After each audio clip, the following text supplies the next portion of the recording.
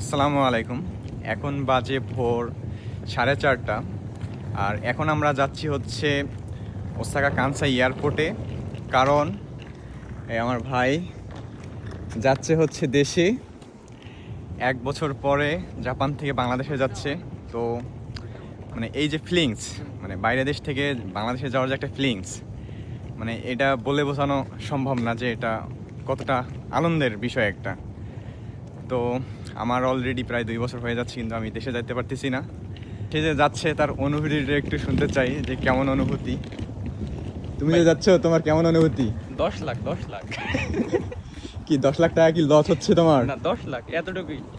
তুমি দেশে যাচ্ছ আর আমারে খাটাইতেছো। সারা রাত জেগে আছি, তারপর আমার এত বড় লাগেজ উভয় নিয়ে যাচ্ছি কানসাই এয়ারপোর্ট। 5 ঘন্টা ঘুমাইলো কে? হ্যাঁ, অলরেডি আমরা স্টেশনে চলে যাচ্ছি।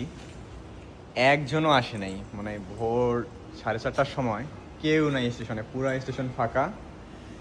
ট্রেন হচ্ছে 5টা 15-এ। আমরা এখন অপেক্ষা করতেছি।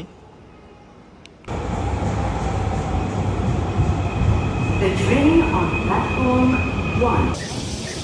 তো এখন আমরা চলে এসেছি। এটা হচ্ছে কানসাই এয়ারপোর্ট।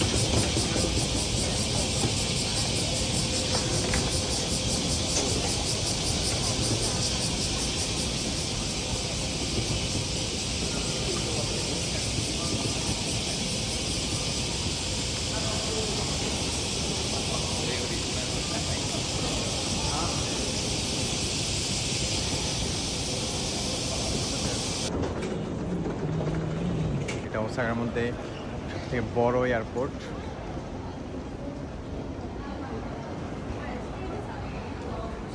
তো লাইনে দাঁড়াইছি, এখন হচ্ছে ফুল চেকিং হবে। চেকিং হওয়ার পরে এখন চলে যাবে।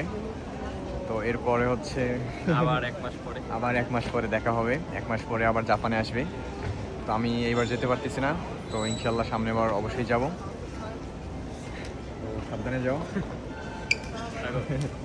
Bye bye.